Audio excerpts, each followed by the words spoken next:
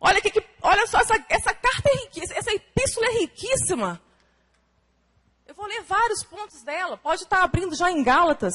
Olha aqui, 5, estáis, pois, firmes na liberdade com que Cristo nos libertou, e não torneis a meter-vos debaixo do jugo da servidão. Estamos livres, igreja. A liberdade que Cristo nos libertou. Amém. Não morrerei, mas viverei e contarei as obras do Senhor. Isso aqui para você. Está buscando um propósito de vida? É esse ali. Se está vivo, porque Deus autorizou sua vida. Para um propósito. Para que você conte. Para que você mostre ao mundo Cristo na sua vida. Viva Cristo na sua vida. O mundo, irmãos, está tão seco. Há um deserto tão seco. O mundo está tão sedento que se você mostrar um copinho de água, eles vêm até você. Nós temos uma fonte de águas vivas que jorra dentro de nós, que é o Espírito de Deus. Como pode esconder uma candeia acesa debaixo de uma cama? Ou uma cidade iluminada? Como pode esconder uma cidade iluminada num monte? Irmãos, nós somos luzeiros deste mundo. Não é uma opção. Se você foi escolhido, se você é um eleito, se você nasceu de novo, não é uma opção. A missão faz parte da tua vida. Nós fazemos parte de uma grande comissão. Que é de levar Cristo para as pessoas que trabalham conosco, que estudam conosco, principalmente que moram debaixo do mesmo teto. Essa é a nossa missão. Não precisa pensar muito longe, ir para a África, para a Índia, que tem chamado específico, amém. Mas a nossa missão começa dentro da nossa casa. É o lugar mais difícil. Mas é o maior campo missionário nosso.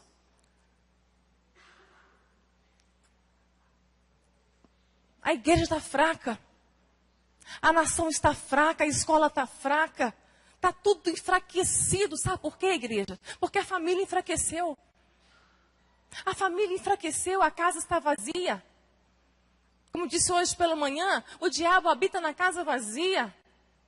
A casa pode estar limpa, pode estar adornada, mas ela não pode estar vazia.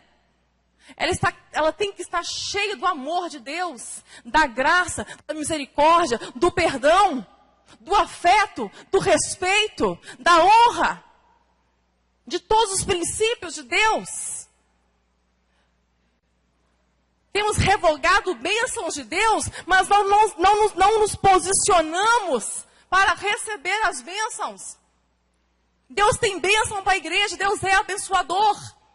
Mas há um princípio, Deuteronômio 29. Se ouvires a minha voz e me obedeceres, todas as bênçãos virão sobre ti e te alcançarão. Deus não vai baixar o padrão do evangelho, mas nem um pouquinho para te abençoar. Ele é um Deus de princípio. Isaías 59 vai dizer que o nosso Deus não está de mãos encolhidas para que não possa salvar, nem de ouvidos tampados para que não possa nos ouvir. Mas os nossos pecados e as nossas iniquidades fazem divisão entre nós e Ele, porque Ele é santo. Ele é santo, Ele é santo. E Ele não pode nos ouvir. Ah, Deus não ouve o pecador? Não. O pecador arrependido, sim. Ele tem prazer de perdoar os nossos pecados. Ele quer perdoar os seus pecados. Teus pecados ocultos, domésticos, de estimação. Esses pecadinhos aí que nós não damos nada por Ele. Arraigados dentro da alma. Esse câncer. Ele quer extirpar do teu coração. Ele impede que você viva uma vida plena e abundante. Ele impede que o outro veja Cristo na sua vida. Somos uma igreja. Quando eu digo somos uma igreja, não estou generalizando, não. Mas a maioria dos crentes tem vivido uma vida medíocre. Muito medíocre. Não é a vida que Cristo nos deu na cruz. Ele nos deu uma vida plena e abundante para vivermos aqui, igreja. Independente das adversidades, das circunstâncias. Paulo, ele vai escrever essa epístola aos Gálatas. E o tema ele está no 19. Meus filhinhos, por quem de novo sinto as dores de parto, até que Cristo seja formado em vós. Eu bem quisera agora estar presente convosco e mudar a minha voz, porque estou perplexo a vosso respeito. O que estava fazendo Paulo sofrer tanto? A ponto de ele se comparar a dor que ele sentia a dores de um parto. Gente, nenhum homem tem noção de uma dor de parto, né? Mas ele quis comparar. Deve ser que ele viu algum parto e viu que doía muito. Eu também não sei o que é uma dor de um parto. Mas deve ser um negócio que dói muito. A minha filha sentiu ela.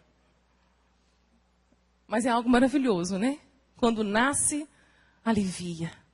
Então Paulo sabia que no final ia valer a pena. Ia nascer uma criança saudável. Ia ter que gerar de novo.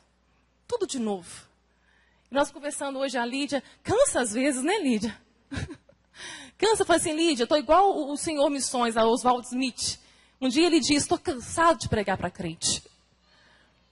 Porque ele ansiava ir para as aldeias, ir para os campos missionários, para pregar para aquele povo que nunca tinha ouvido nenhuma vez falar de Jesus. E quando eles ouviam pela primeira vez, eles já se prostravam, eles já se rendiam ao entender que o Filho de Deus morreu por eles na cruz. Meu Deus, é tão simples a mensagem da cruz. Mas ele tinha sido colocado para pregar para crente. Está igual eu e meu esposo. Meu Deus, nós estamos pregando para crente. E Paulo estava aqui também cansado, irmãos. Essa igreja na Galácia, ele gerou na Galácia várias igrejas, ele implantou várias igrejas, ele gastou tempo, ele gastou saúde. E ele fala, ele elogia a igreja que recebeu, quando Paulo chegou na Galácia, a igreja recebeu ele, aquelas pessoas receberam ele com amor. E ele estava doente. Ele fala que receberam como se estivesse recebendo um anjo, ou o próprio Jesus. Só que quando ele fica sabendo do que estava acontecendo com as igrejas que ele gerou, na mensagem da cruz, no evangelho puro, simples, no poder do evangelho, sem nada humano, sem acrescentar nada, sem fermento nenhum, uma igreja gerada pelo evangelho puro, simples. Quando chegam as notícias para ele do que estava acontecendo com a igreja, ele escreve essa epístola. Eu não sei se vocês sabem, mas Gálatas provavelmente foi a primeira carta a ser escrita antes dos evangelhos. Antes dos evangelhos. Foi a primeira carta a fazer parte do cânon. É a carta mais apologética de Paulo. Porque ele entra para defender o evangelho com toda a força. Que se ele não fizesse isso, a igreja de Cristo teria se tornado uma seita judaica. Então, quando ele vai escrever aos Gálatas, é a única carta que Paulo vai saudar a igreja e logo em seguida, diferente das outras, que ele menciona algumas coisas da igreja, do amor da igreja, ele tece algum elogio à igreja, mas aos Gálatas não. Ele cumprimenta a igreja e já começa assim, Gálatas 1, verso 6.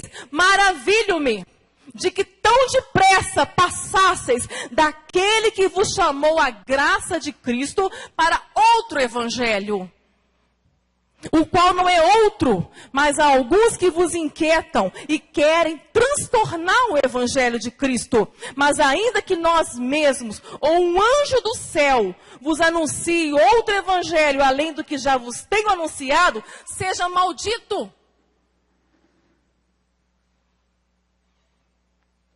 Por que persuado eu agora a homens ou a Deus? Ou procuro agradar a homens? Se estivesse ainda agradando aos homens, não seria servo de Cristo. Mas faço-vos saber, irmãos, que o evangelho que por mim foi anunciado não é segundo homens. Porque não recebi, nem aprendi de homem algum, mas pela revelação de Jesus Cristo. Aqui Paulo começa a defesa. E nos seguintes capítulos ele vai defender o apostolado dele. Até isso colocar em xeque-mate. O apostolado de Paulo, se ele era apóstolo mesmo. Irmãos, quando Satanás ele quer roubar o evangelho de Cristo na igreja, ele tem as suas mazelas, ele é sutil. Enquanto Paulo estava fora, implantando outras igrejas, chegou na Galácia, nas igrejas da Galácia, cristãos, crentes, judeus crentes, porém judaizantes, ainda faziam parte da seita dos fariseus. E chegaram e confrontaram a igreja dizendo assim: este evangelho que foi pregado para vocês, que Cristo morreu na cruz por vocês, e que agora a fé, que agora vocês são salvos mediante a fé, pela graça, está certo, mas não é tudo. Vocês precisam completar. Vocês precisam complementar esse evangelho. Vocês precisam da circuncisão. Vocês precisam de guardar o sábado. Vocês precisam de ter a dieta religiosa. Assim vocês serão salvos. Foi dessa forma que eles persuadiram os crentes convertidos da Galácia. Pessoas que receberam o evangelho de Cristo. Aquelas pessoas ficaram tão temerosas, com tanto medo de não ir para o céu, ou de não estarem servindo a Deus como deveriam servir, começaram a debandar. Começaram então a viver um outro evangelho. Alguns gentios, alguns da Galácia já tinham, alguns gálatas já tinham circuncidado. Eles já estavam voltando às festas cerimoniais.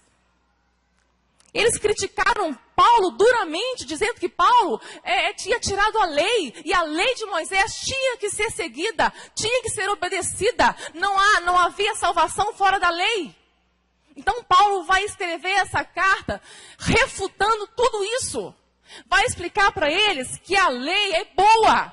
A lei foi colocada, a lei foi dada por Deus a Moisés, ao povo, para que nós pudéssemos ver o quanto nós somos transgressores. A lei é para nos mostrar o quanto nós somos pecadores. Paulo vai dizer que a lei, ela foi usada no Antigo Testamento até que Cristo viesse, até que a fé fosse manifesta. Ela foi usada como um aio, como um pedagogo, como um professor. O que a lei fazia? Olha, eu sou a lei. Eu sou exigente. Eu sou perfeccionista. Você não pode me obedecer. Você está debaixo da lei. E você está condenado. Você está condenado porque a lei te condena. E por mais que você tente obedecer, você não consegue. Eu não tenho o poder de te salvar, mas eu vou te levar a alguém que pode te salvar. A lei nos mostra quem somos. A lei tira a nossa máscara. Mas ela não tem poder para nos libertar do pecado. E a lei, então, ela nos leva para Cristo. A lei mostra que veio um em carne, nascido de mulher, que cumpriu toda a lei. Que cumpriu toda a lei. E foi perfeito. E foi santo. Ele cumpriu toda a lei para que agora nele pudéssemos ser livres. Livres da condenação que a lei nos condenou. Aquele que não nasceu em Cristo, aquele que não é nascido de novo, quando for julgado, será julgado pela lei, diante do trono branco de Deus. Porque a lei condena. A lei não tem poder de libertar, só que esses judaizantes estavam dizendo para eles que eles deveriam não só guardar toda a lei, obedecer a lei, mas além disso as obras da lei, as festas, o calendário, a circuncisão, julgos pesados, sacrifícios. Então aquele povo que havia sido liberto na liberdade que Cristo os libertou, volta para a lei. Começa agora a sacrificar, começa agora as barganhas, começa agora tudo de novo. Tudo de novo. E Paulo, quando viu aquilo, eu queria estar aí. Ah, como eu queria estar aí convosco, porque estou perplexo a vosso respeito. Irmãos, essa carta ela é atual. É para a igreja de hoje. Meu Deus, quando a reforma aconteceu no século XVI, a igreja conseguiu resgatar a doutrina principal do evangelho, das cartas de Paulo, que é a doutrina da graça, a salvação pela graça. Não há participação sua, não há mérito seu, não há nada que você possa fazer para ser salvo. É Cristo que te salva. Foi Ele que foi à cruz por você. Não há sacrifício humano seu que possa convencer a Cristo. Ele já fez a obra. A obra foi perfeita na cruz. E a fé foi para que nós agora, pela fé, por meio da fé, nós fôssemos agora para Ele, para que nos tornássemos como Ele é. Este é o propósito da fé. Só que o falso evangelho agora, ele ensina a igreja outro evangelho, um evangelho maldito. Quando Lutero, essa carta era a carta predileta de Lutero. Foi através de Romanos, a carta aos Romanos, que Lutero se converteu. Porque ele já tinha tentado de tudo. Ele buscou a salvação, ele subiu degraus e degraus de escadas para sacrifício. Ele ajoelhou em milhos, ele se batia, ele se chicoteava, ele fazia tudo o que podia fazer para ser salvo. Mas não tinha paz, não tinha alegria, não tinha esperança da salvação. Porque a salvação não vem do homem, ela vem de Deus. E ele estava cansado de tantas indulgências, de tantos sacrifícios e nada acontecer. A vida continua sendo a mesma. Não há paz, não há alegria, não há esperança de salvação. É assim que Lutero estava. Quando um monge, um clérigo mais alto que ele, disse assim para ele: você já leu a Bíblia? Você já leu a palavra? Ele não, mas ele já tinha lido toda a patrística. Ele já conhecia toda a liturgia, aplicadíssimo. Aí que ele foi ler a Bíblia. Aí ele foi ler cartas Romanos. Ali ele se converteu. Mas a carta predileta dele era dos Gálatas. Porque era justamente isso que estava sendo reformado. A doutrina da graça, a salvação pela graça, maravilhosa graça, igreja, que nos libertou, que nos salvou, a justificação pela fé, não por obras. Não há nada que você possa fazer, toda a tua obra sem Cristo é trapo de imundícia. Toda a tua obra de justiça sem Cristo é trapo de imundícia. É por meio da fé e não por obras.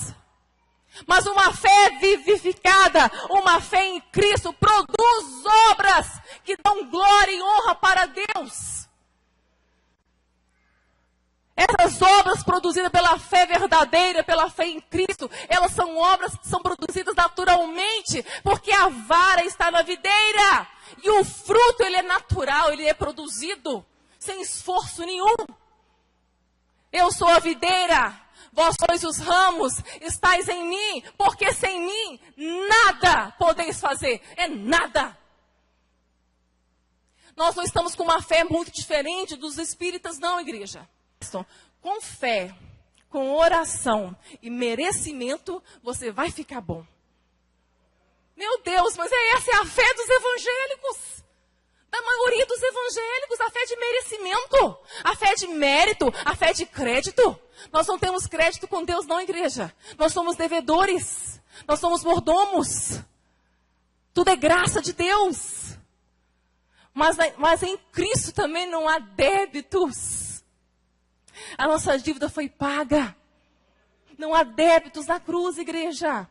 A cédula foi rasgada. E esse evangelho falso sendo propagado. E Paulo, ele teve que pegar duro com essa igreja, para que ela não se perdesse. Foi por causa disso que o concílio foi feito em Jerusalém. Reuniram e fizeram um concílio em Jerusalém, para colocar os pingos nos is, para entender que a salvação é pela graça, mediante a fé, justificação pela fé, e Cristo é suficiente. Cristo é suficiente. E Ele mesmo diz, não quero sacrifícios, eu quero misericórdia. Eu quero misericórdia e não sacrifícios. Estamos usando nossa fé para bajular Deus. Nós não estamos entendendo o que foi escrita a carta aos Hebreus. Sem fé não é difícil, é impossível agradar a Deus. Então é necessário que todos que se aproximem de Deus. Então nós estamos usando a fé como? Para aproximar de Deus como? Bajulando Ele. Usando bastante serviços. Trabalhando bastante, mas com a motivação errada. Para ser abençoado. Para receber vitória. Para receber aquilo que eu quero. Para Deus cumprir a minha agenda. O meu projeto, a minha vida. Importa, sou eu estou no centro. O evangelho humanista. Fé humanista. Então eu vou para Deus, me aproximando de Deus, usando a minha fé humanista, tentando convencer a Deus que por muito buscar, que por muito fazer, por muito serviço, eu vou chegar diante dele e agora eu convenci ele, porque para muita gente a fé é para mover o braço de Deus, é para movimentar Deus em seu favor. Então agora eu consegui aproximar de Deus e agora eu estou pronto para receber minha bênção. Porque eu mereci. Não é essa fé que agrada a Deus. Quanto mais eu me aproximo de Deus, pelo poder que Ele tem para me abençoar, mais eu me afasto de Deus, de quem Ele é. E Ele é Pai. Quanto mais eu me aproximo de Deus, colocando a minha expectativa no poder dEle, de me dar, mais eu me afasto de quem Ele é. Vocês estão entendendo? Hoje de manhã, no que eu terminei, chegou um casal e amorosamente me abraçou, agradeceu. E ele falou assim, mas eu preciso muito conversar com você para tirar algumas dúvidas. Eu deixo a igreja nessa liberdade. Porque é tanta coisa que a gente vai falando. Talvez fique alguma coisa que vai ficar em dúvida aí. Um barulho na sua cabeça, não saia daqui com esse barulho. Não transfira esse barulho depois para a Lídia, mas o pastor consertar. Conversa comigo. E eu gostei demais deles aproximarem. Ele falou assim, eu quero que você me tire uma dúvida de tudo que você falou. Eu não entendi por que eu não posso ir até Deus pelo poder. Achei fantástica a pergunta dele. Porque eu falei isso de manhã. Para tirar a nossa expectativa de Deus. E colocar a nossa fé no Pai. No Pai que já nos abençoou. Porque Ele se revelou como Deus Pai. Aí eu expliquei para ele, não vou explicar agora. Vamos lá no Antigo Testamento. Tudo que Deus faz é pedagógico. Todo o Antigo Testamento é para nós entendermos o que viria. É tudo sombra das coisas que viriam, para que pudéssemos ter consciência de que quando Cristo se manifestasse, nós íamos olhar lá para trás e iríamos entender. Então, tudo que Deus fez no Antigo Testamento foi manifestar o quê? O poder. Desde o princípio, Deus manifestou poder. Quando Deus dá aquelas 10 pragas no Egito, aquilo foi pura manifestação de poder. Cada praga humilhou um deus egípcio. E no final, igreja, o que aconteceu? Cada egípcio se prostrou diante do poder de Deus? Não. Não mudou nada no coração deles, não. Continuaram incrédulos, com todo o poder sendo manifestado. Aí Deus vai e leva o povo para o deserto. Irmãos, ninguém viu tanto poder de Deus, mais do que este povo. Ninguém viveu tanto milagre mais do que o povo de Israel. Aquele povo comeu milagre, bebeu milagre, vestiu milagre, calçou milagre. Dia e noite milagre, só o poder de Deus. O que aconteceu, igreja? Incredulidade total. Não conheceram a Deus, só conheceram o poder dele. Olha como que o poder faz falta, né? Deus quer que nós entendamos uma coisa. Quando Cristo veio, pela primeira vez agora, o plano da redenção é manifesto. E o que Jesus veio nos revelar? Pela primeira vez, agora, Não é mais o Deus de um povo. Não era mais o Deus poderoso, mas era o Deus Pai. Jesus vem nos revelar o Pai. Porque é essa identidade, essa natureza, somente o Pai, o Filho e o Espírito Santo partilhava dela. Como eu disse de manhã, Lúcifer era a coisa mais próxima do poder de Deus. Ninguém estava mais próximo do poder de Deus do que Lúcifer.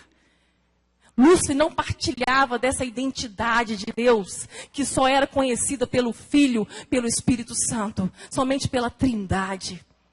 Lúcifer conhecia Deus de fora. Lúcifer tinha Deus como Deus e como chefe dele.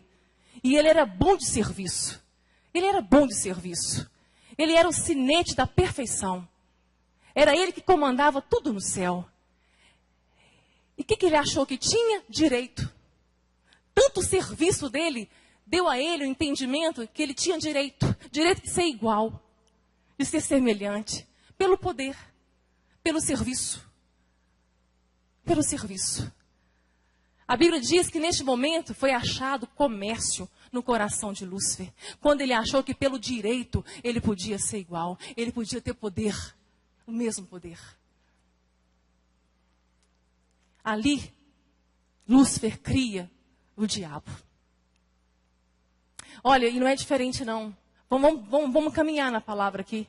O que o direito, esse evangelho de mérito, de crédito, está fazendo com muita gente? Está fazendo muita gente perder família. Está fazendo muita gente distanciar do Pai. Querendo poder. Querendo os milagres. E barganhando. E vivendo de campanha atrás de campanha. Campanha atrás de campanha. E fazendo tantas barganhas. Tanto comércio da fé. Tanto mercado. Meu Deus, quanto mercado dentro desse evangelho dos evangélicos. Cadê a igreja que está vivendo o evangelho do reino de Deus? Há um evangelho dos evangélicos, que é esse evangelho que o Paulo condenou, tratou duramente. Esse evangelho dos evangélicos. Há uma diferença muito grande do evangelho do reino de Deus, daqueles que são nascidos em Cristo, que entenderam o que é reino de Deus, que entenderam que esse reino tem um rei, e somos submissos a esse rei, para fazer a vontade dele, para descansar na vontade dele. Entender o que é fé, que fé não é para mover Deus, mas é para nos mover para ele. Como uma canção que eu amo muito. É meu, somente meu, todo o trabalho. E o teu trabalho é descansar em mim. Isso é fé. Só um pai faz isso pelo filho. Isso é o pai, ele quer se revelar como pai. Olha lá Abraão. Abraão tinha 2 filhos. Quem que era o mais velho? Ismael.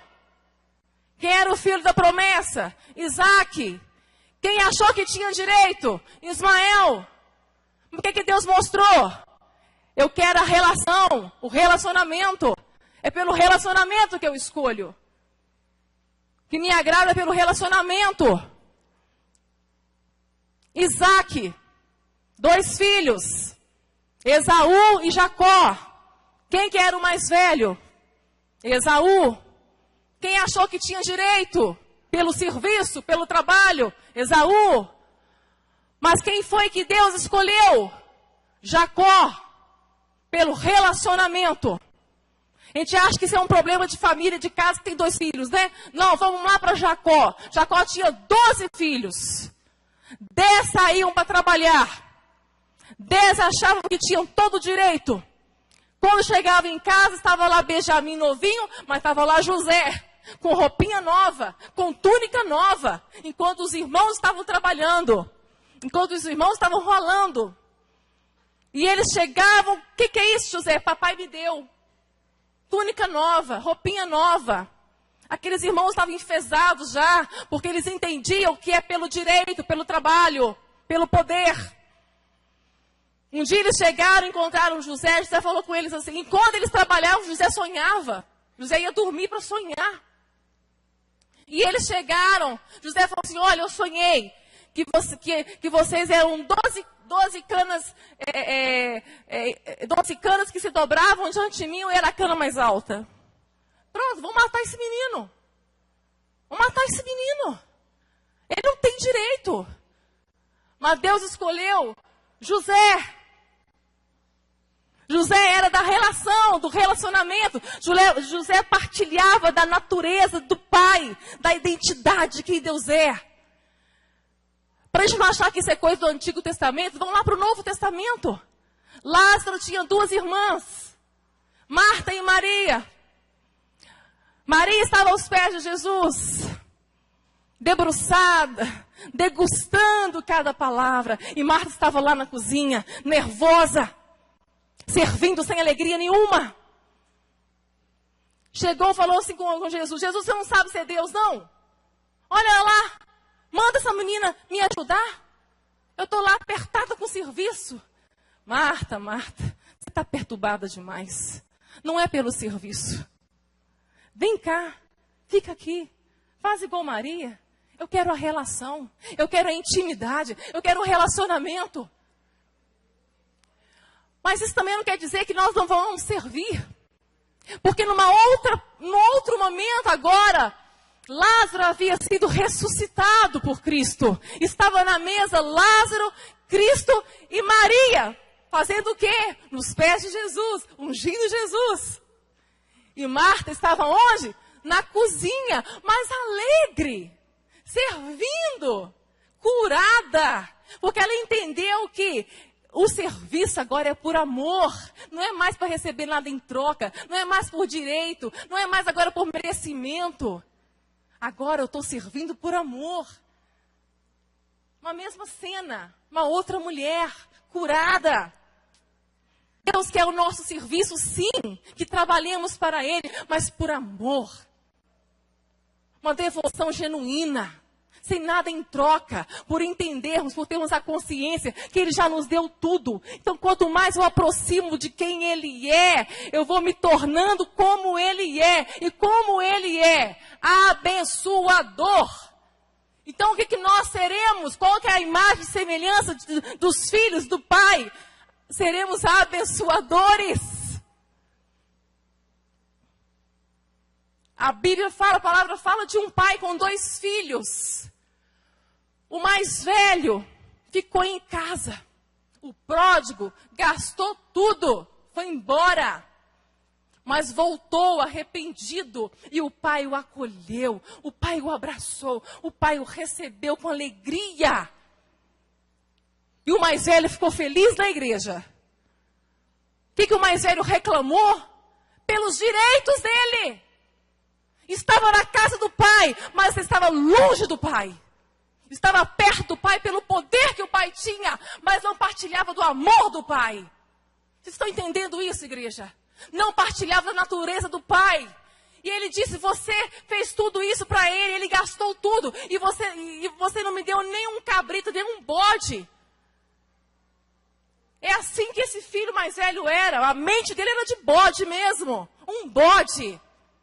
Estava na casa do pai, mas perdido. Totalmente longe. Aí que surge a expressão bodado. Aquele menino estava bodado. Nunca conheceu o pai. Esse evangelho que quer roubar de nós a cruz, a mensagem central da cruz. O que Cristo está sendo forjado em nós, de que maneira, igreja? O que é Cristo? Cristo é oferta. Cristo é oferta. E nos tornarmos como Ele, é sermos também oferta neste mundo. Deus colocou o melhor que Ele tinha na cruz. E Ele se fez maldito por nós. Toda maldição estava sobre Ele, para que hoje pudéssemos ser livres, para viver um relacionamento com um Pai, um relacionamento de cura, um relacionamento inteiro. De nada nos falta, que nada nos falta. A cruz não é o teu marido, a cruz não é a tua esposa, não são os teus filhos, não é o seu patrão. A cruz, o maior propósito de Cristo foi a cruz. E nosso maior propósito é a cruz de Cristo. Quando Ele diz: quem quiser vir após mim, Toma a cruz, renuncia a ti mesmo, negue-se, que teu humanismo morra, que você morra, para que ele cresça, para que ele apareça, e toma a cruz. Não há outro evangelho. Toma a cruz e me siga. O que é tomar a cruz, igreja? É me tornar como ele na cruz. É ser oferta, é amar como ele amou, é perdoar como ele perdoou, é servir como ele serviu, é partilhar dos direitos, dos mesmos direitos. É isso que é tomar a cruz. Estamos vivendo um evangelho de meia boca. Certo dia, um doutor da lei chegou perto de Jesus e perguntou: mestre, como posso fazer para herdar a vida eterna? Essa pergunta é muito séria. Aquele doutor estava só querendo testar Jesus, tentar fazer com que ele caísse em alguma coisa, para acusá-lo. Essa é a pergunta mais importante da sua vida. O que fazer para herdar a vida eterna? Nós demos as costas para Deus lá naquele jardim. Olha, só para abrir um parênteses. Gente, que igreja perfeita é aquela? 2 membros só, Adão e Eva. E o pastor, o próprio Deus, tinha culto todo dia. E mesmo assim eles debandaram. Vocês estão buscando uma igreja perfeita, um pastor perfeito? Olha lá para a história. Olha lá para a história. O que Deus está nos mostrando com isso? O plano dele, desde o princípio, é Cristo. A imagem e semelhança do façamos o homem é a imagem e semelhança do Filho. O que Deus foi nos mostrando desde o começo da história é que nós somos pecadores. Que é uma natureza caída em nós. Que qualquer um de nós estivesse no lugar de Adão e Eva, nós íamos fazer a mesma coisa. A mesma coisa. Não precisamos estar numa igreja perfeita. O pastor não precisa ser perfeito. Gente, o pastor era Deus. E todo entardecer ele vinha. Tinha culto. Ele via face a face o próprio Deus. E mesmo assim, Satanás tentou eles pelo mesmo motivo que ele foi criado, que ele se criou. Pelo mesmo motivo que Lúcifer criou o diabo, pelo poder. Pode comer desse fruto, que vocês vão ter poder. Poder de conhecer. Somos nós, igreja. Perversos. Somos maus. A nossa vida, olha que a misericórdia de Deus, ela é a causa de não sermos consumidos. Eu fico olhando para nós, fico olhando para o homem, para a nossa miséria. Eu penso assim, meu Deus, se eu fosse Deus, eu já tinha colocado fogo em todo mundo.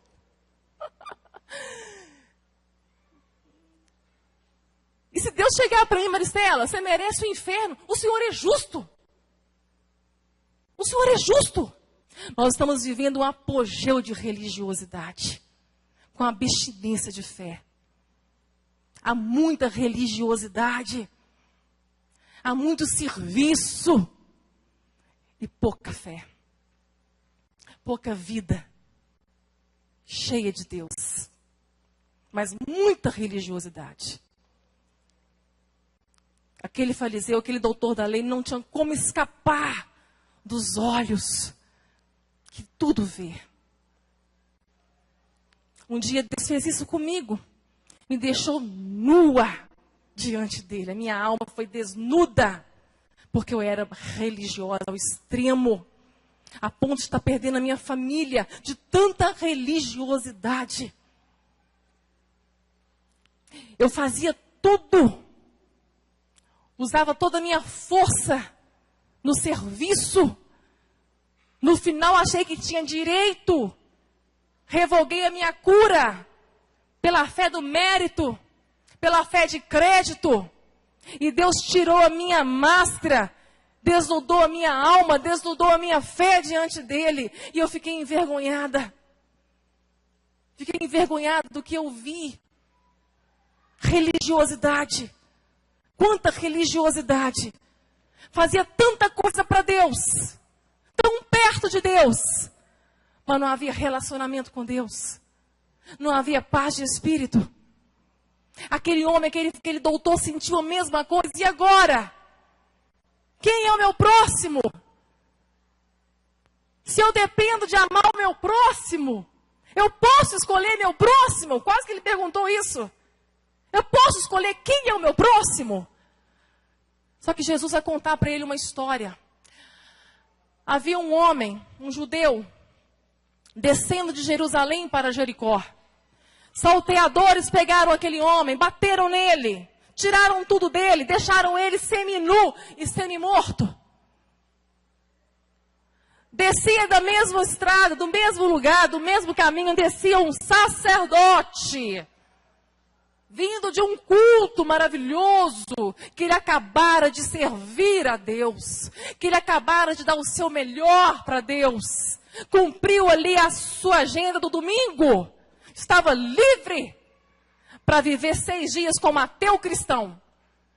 Mas agora, vindo daquele culto lá de Jerusalém, que ele havia sacrificado, que ele havia obedecido, que ele havia cumprido a lei, ele desceu pelo caminho. Ele viu aquele semi-morto. Jesus fala que ele passou de largo. Não tenho nada com isso. Eu já cumpri o meu culto. Do mesmo caminho veio o levita. Também já havia servido. Já tinha oferecido um culto a Deus. Estamos muito presos dentro da liturgia, dentro de 4 paredes. Você quer prestar um culto a Deus? Que seja um culto racional. Seu corpo é um sacrifício vivo e santo e agradável a Deus. Da hora que você acorda, da hora que você vai deitar. Este é o culto a Deus. O culto a Deus racional. Com todo o seu corpo, com todo o seu ser. E aqui nós vamos partilhar da mesma mesa, do mesmo pão, da mesma água. Nós não vamos para a igreja, nós somos igreja. Nós somos igreja. A minha pregação começa quando eu desço daqui, quando eu saio por aquela porta. Não é aqui a minha pregação. A minha pregação, o diabo não teme o que nós pregamos, igreja. O diabo teme o que nós vivemos. É o nosso testemunho que deixa o diabo de mãos atadas. E aquele levita passou de largo também. Não tem nada com isso. Mas vindo daquele caminho também em viagem, um samaritano. Samaritano era odiado pelos judeus. Provavelmente ele tinha um trabalho subhumano em Jerusalém. Porque se ele estava vindo de Jerusalém, com certeza não era do culto. Mas de um trabalho talvez subhumano. Um João ninguém. Um desprezado, um proscrito da sociedade.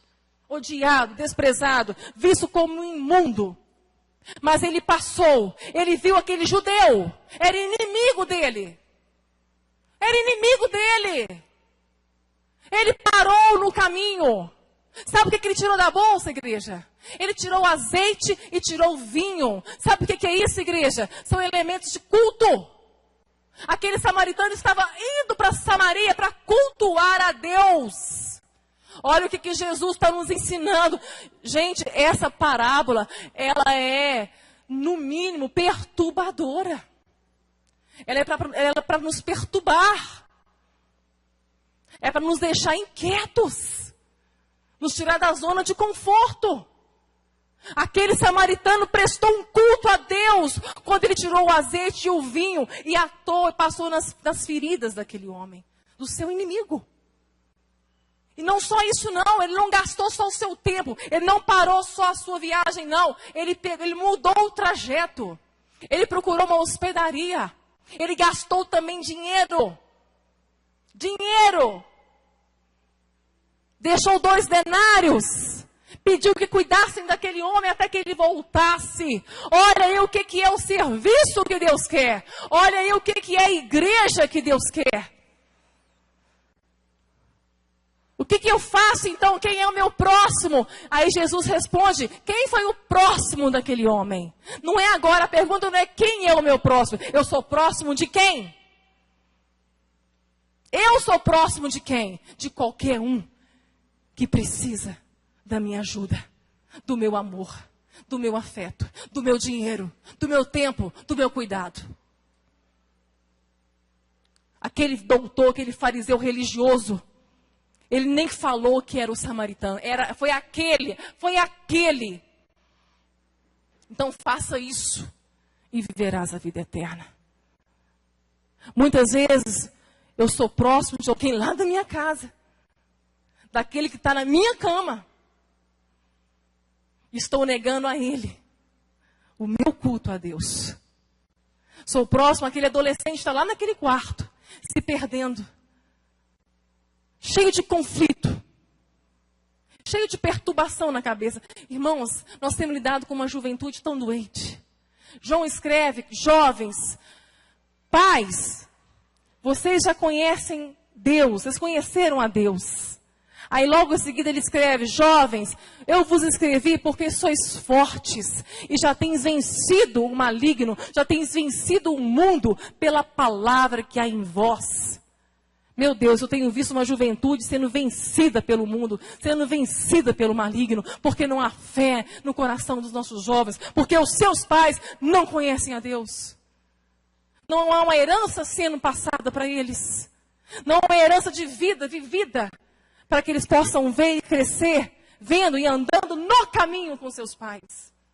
É por isso que a família está fraca. Estamos tirando os limites que os antigos colocaram. Nossa família está perturbada. Irmãos, quantos jovens atormentados, quantos jovens sofrendo dentro das nossas igrejas por causa da homossexualidade.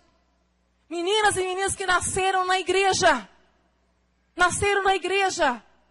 que têm nos procurado, pedido socorro, que nos contam que já fizeram de tudo para sair, para mudar esse quadro, dessa tendência de homossexualismo.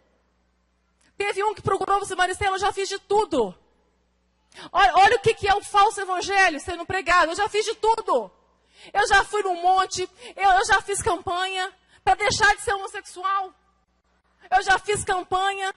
Aí eu pensei assim, ia ter batismo na minha igreja, então eu vou batizar. Porque na hora que eu descer as águas, eu vou subir limpo. Meu Deus do céu, me mostra onde é que está essa água, que eu vou também. Para me batizar e sair limpa. Sem desejo nenhum, sem tentação nenhuma. Meu Deus, que evangelho é esse? Ele falou, não sei mais o que fazer, eu não aguento mais. Pega a história desse menino lá atrás, irmãos, de abuso, de ausência paterna, de luto existencial pela ausência do pai. Às vezes o pai em casa, mas uma disfunção dentro de casa, inversão de valores, mulheres mandando, pais omissos, pais ausentes. Pai, você não tem noção de quanto é essencial, é crucial a sua paternidade para formar a identidade sexual do seu filho e da sua filha. Como a tua filha precisa de você, pai. Quando Paulo vai escrever aos Efésios, ele usa pais, admoecem os seus filhos, disciplina-os. Ele está dizendo pai, na palavra grega é pateres, é pai, na figura do homem, cobrando do pai a presença dele na educação dos filhos. Quantos filhos sem limites? Verdadeiros monstrinhos sendo criados sem limites, sem hora para nada. Um outro jovem veio conversar comigo. Maricela, eu tentei até os 15 anos de idade. Eu fiz tudo que tem na minha igreja. Eu participo de tudo na minha igreja. Quando eu cheguei aos 15 anos de idade, eu vi que o desejo da homossexualidade não saiu de mim. Eu vi que não adiantava nada.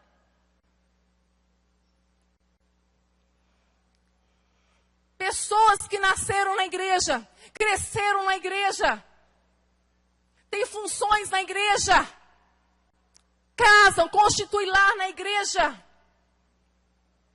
São bons crentes, religiosos, passam a vida toda na igreja, envelhecem na igreja.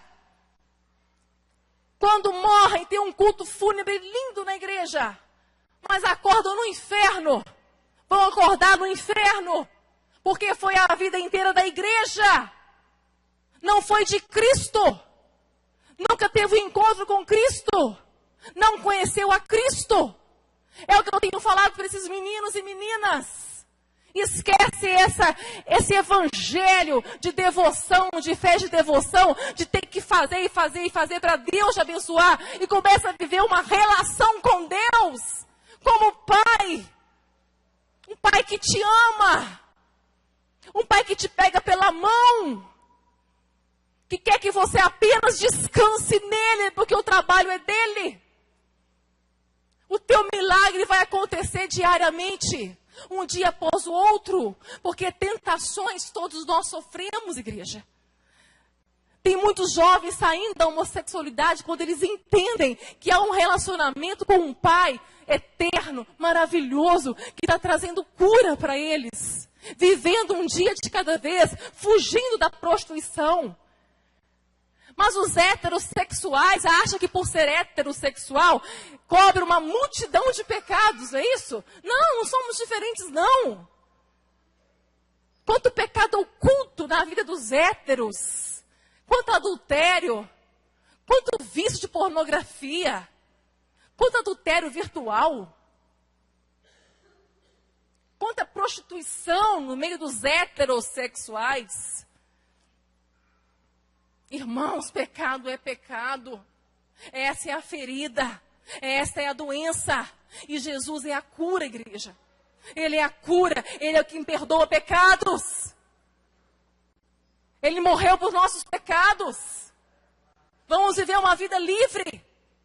Viver na liberdade que Ele nos libertou. Vamos amar como Ele nos amou. Esse é o mandamento que Ele nos dá. Um novo mandamento vos dou. Que vos amei. Como eu vos amei.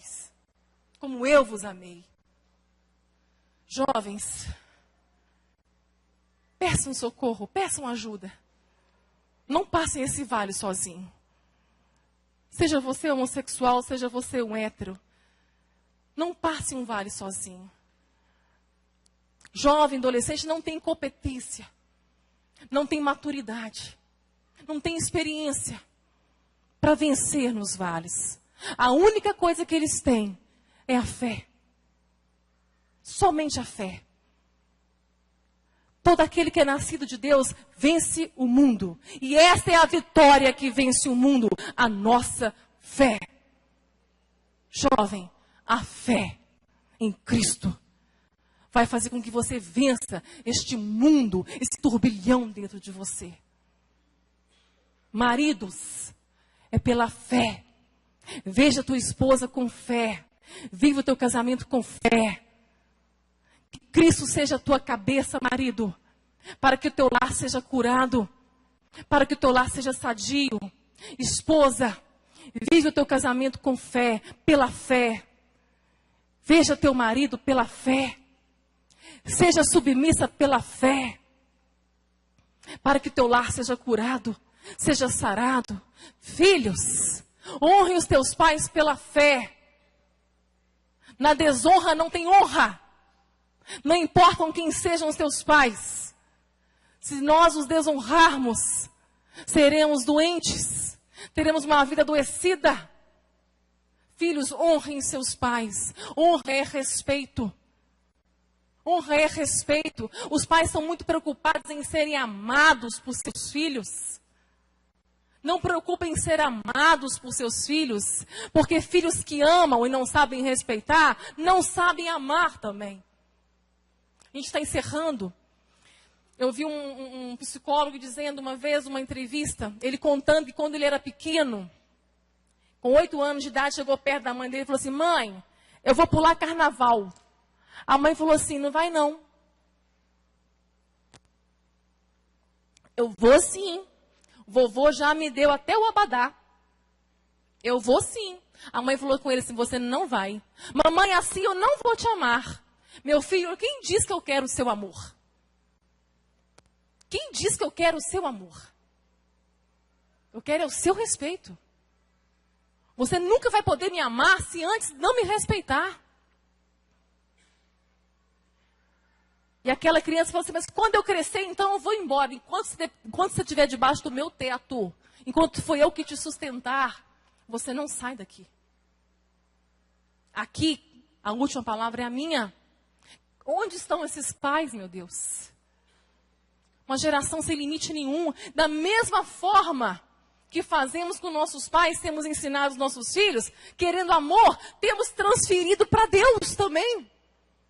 Estamos filhos sem limites, querendo só o que o Pai tem para nos dar.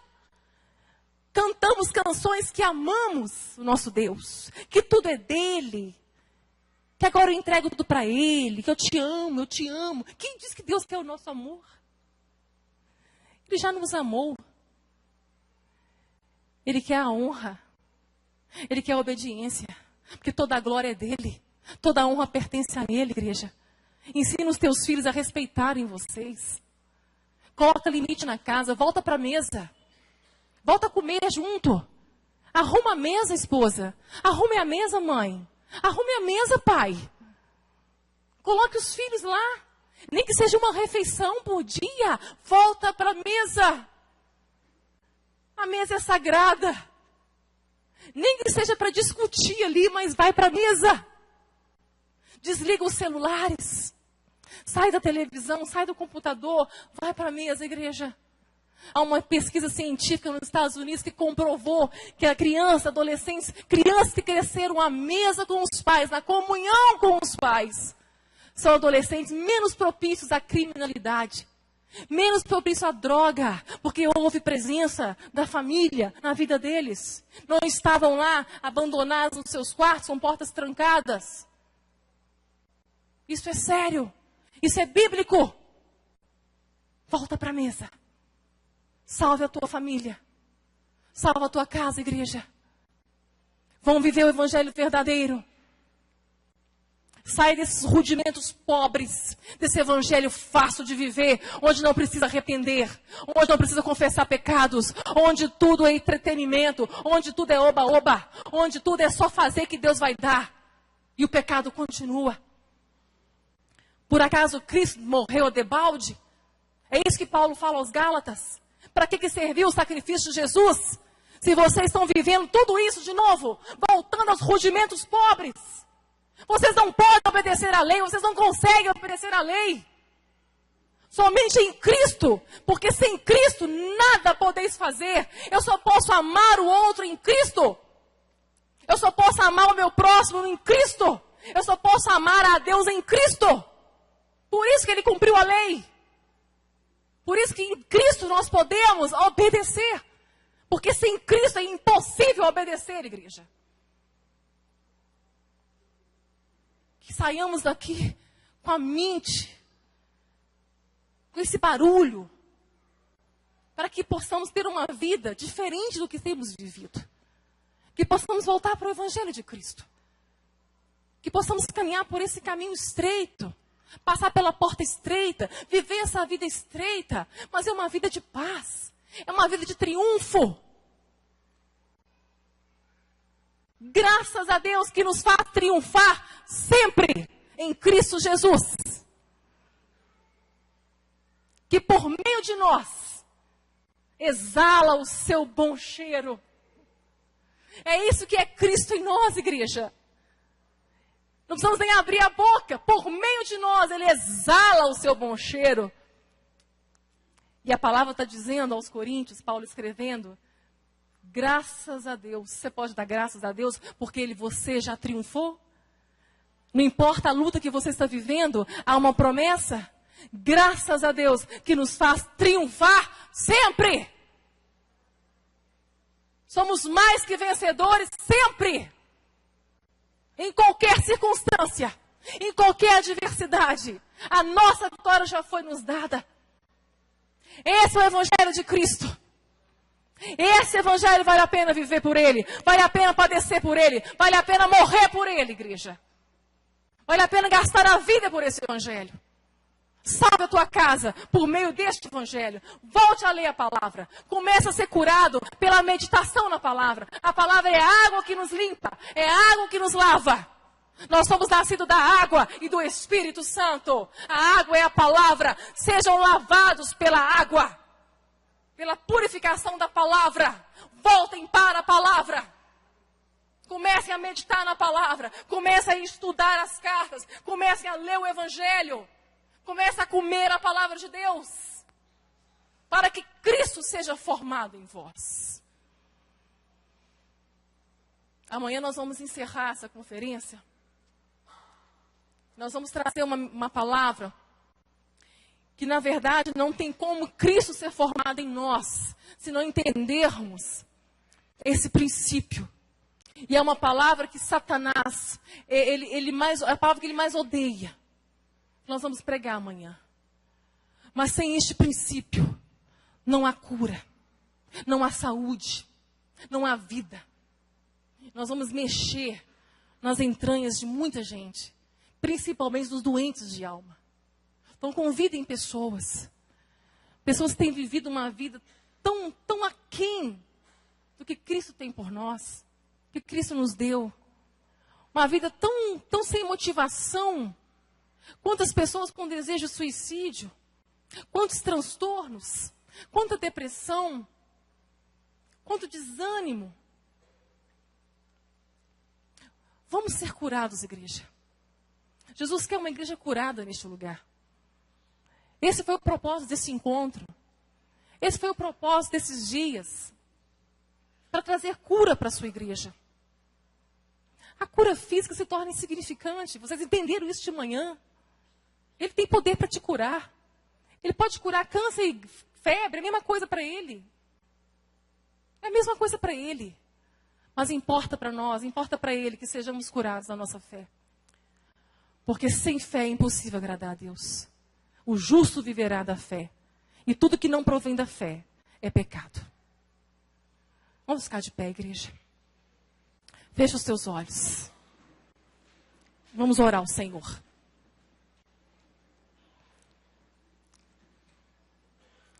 O Espírito Santo fez uma obra no teu coração. Ele começou uma obra no teu coração. Talvez você é de igreja, da igreja, há muito tempo. E hoje o Espírito Santo te revela que Ele quer que você seja de Cristo. Fecha os teus olhos, igreja. Fala com o Senhor. Eu quero fazer um desafio a você. Não vou te chamar para você vir à frente. Há muitos que entraram aqui, vivendo uma fé equivocada. Uma fé num evangelho falso. Uma fé produzida por um falso evangelho. O Espírito Santo tirou o véu nessa noite para você. Te trouxe a luz. Para que você caminhe na luz, na verdade. Porque Ele tem cura para você. Você que entrou aqui nessa noite, seja da igreja ou seja um visitante, que entendeu que nunca foi de Cristo, mas que nessa noite quer romper com todo esse evangelho anátema e entregar a tua vida hoje para Cristo. Pela primeira vez, verdadeiramente, com arrependimento, porque a tua mente foi mudada com a palavra. A palavra tem poder para fazer isso. De onde você estiver, você só vai levantar a mão. Se você quer entregar a tua vida para Cristo nessa noite, entendeu que você, amém lá atrás, pode abaixar a tua mão. Amém, pode abaixar a tua mão. Aquele que quer entregar a tua vida a Cristo nessa noite, verdadeiramente, não quer mais ser só da igreja, mas quer ser igreja. Que entendeu, amém, pode abaixar a tua mão. Amém, pode abaixar a tua mão. As pessoas estão rompendo em fé. Elas sabem que ninguém está vendo elas. Mas elas têm a consciência que Cristo está aqui. É Ele que fez. Amém, pode abaixar a tua mão. E é Ele que está fazendo esta obra. Ele se revelou a você nesta noite. Amém, pode abaixar a tua mão. Amém, pode abaixar a tua mão.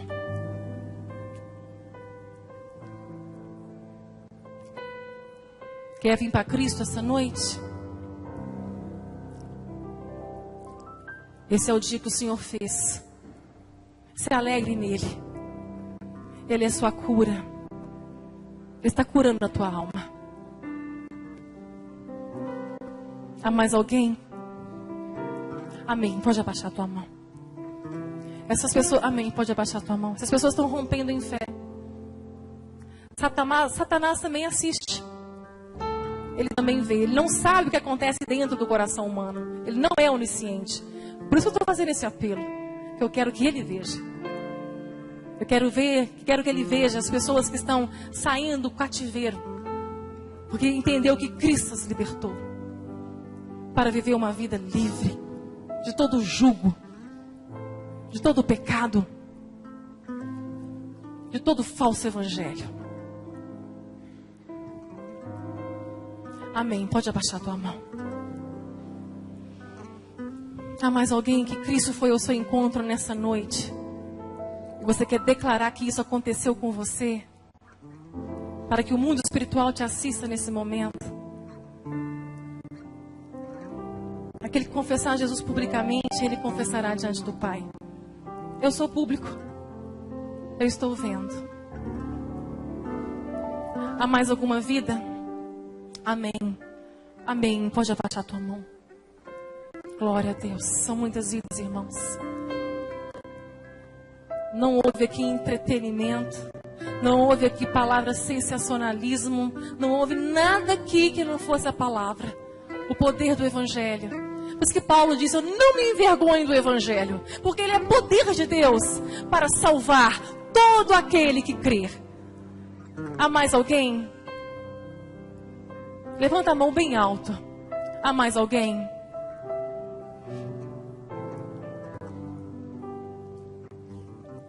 Glória a Deus. A gente vive tantas experiências com esse apelo de não ter que vir à frente, que a gente vê às vezes pessoas com cabeça branquinha, de 30 anos, 40 anos de igreja, entregando a sua vida para Cristo pela primeira vez. Irmãos, como isso é maravilhoso. Não tem idade para ser chamado, para ser salvo. Há mais alguém? Há mais alguém que quer entregar a tua vida para Cristo e viver uma vida plena com Ele? Porque agora que os teus olhos viram a luz pelo Evangelho, vou dizer uma coisa: vai doer. Vai doer. Dói muito. Vocês são sofredores de parto também. Vocês vão gemer agora por almas. Agora vocês não vão viver mais para si mesmos. É disso que Cristo está libertando vocês. Para viver uma vida plena nele. De ser como Ele é. De estar pronto e pleno e inteiro para se entregar para o outro. Para viver um casamento pleno pela fé. Para viver tudo pela fé.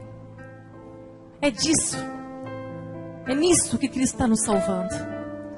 Para ter uma vida que manifeste a sua glória.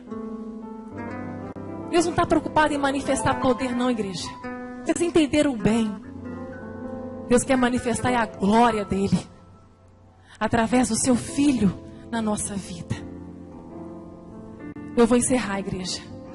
Há mais alguém que quer comunicar a sua escolha hoje? Por ter sido escolhido por Cristo nessa noite? Ainda mais alguém? Amém. Pode encerrar, pode abaixar a tua mão. Glória a Deus. Se você que não é desta igreja e levantou a tua mão, entregando a sua vida para Jesus, eu convido você a conhecer a igreja. Se você não tem igreja nenhuma, caminhe. Não caminhe sozinho, caminhe com a igreja de Cristo. Se apresente para o pastor Rubem, para a pastora Lídia. Peça ajuda. Vocês que são da igreja e querem viver um verdadeiro evangelho, peçam ajuda também. Você que está enfrentando a homossexualidade, peça ajuda. Tire a máscara. Não sofra sozinho. A dor é enorme. A dor é enorme. Vamos ser igreja. Vamos ser Cristo na vida do outro. Vamos amar como Jesus nos amou. Amém? Amém, Jesus. Muito obrigada, Senhor. Obrigada, Senhor, porque o Senhor nos curou nessa noite. O Senhor libertou aqui, ó Deus, muitos do jugo, do pecado, da escravidão. Tirou muitos aqui do cativeiro. Pessoas que estavam andando em trevas, achando que estavam andando em luz. No inferno, achando que estavam salvas. Enganadas por um evangelho maldito. Ah, Senhor. Obrigada, Senhor, porque ainda podemos ouvir a Tua palavra. Porque a Tua palavra está livre para ser pregada. Muito obrigada, Senhor, por este dia. Por mais um dia que o Senhor concedeu às nossas vidas de Te reconhecer e de conhecer o Senhor como Pai. Um Pai amoroso. Um Pai maravilhoso. Um Pai de amor, um Pai de perdão, um Pai da graça maravilhosa. Muito obrigada, papai. Muito obrigada.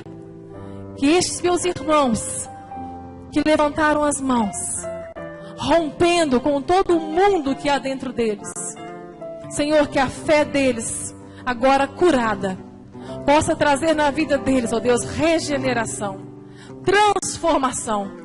Que eles saiam daqui, Senhor, com sede, com fome de conhecer o Senhor. Conhecer quem o Senhor é. Não pelo que o Senhor pode fazer. Isso todos nós já sabemos. Mas te conhecer agora por quem o Senhor é. O Senhor é o eu sou. Tu és o grande eu sou. Muito obrigada, Deus, por tudo. Por tudo que o Senhor operou nesta manhã, por tudo que o Senhor operou nesta noite e por tudo que o Senhor vai operar amanhã ainda, Senhor. Em nome de Jesus, ó Deus, traga as pessoas com quem o Senhor quer falar, traga as pessoas que o Senhor quer curar e quer libertar. Traga, Senhor, amanhã. Nada vem impedi-las de estar aqui, Senhor. Que elas possam romper o dia, que elas possam conseguir chegar à Tua casa, ó Deus, protegidas por uma milícia de anjos, cobertas com o sangue de Jesus, Pai. Em nome de Jesus. Amém. Amém. Deus abençoe a igreja. Muito obrigada.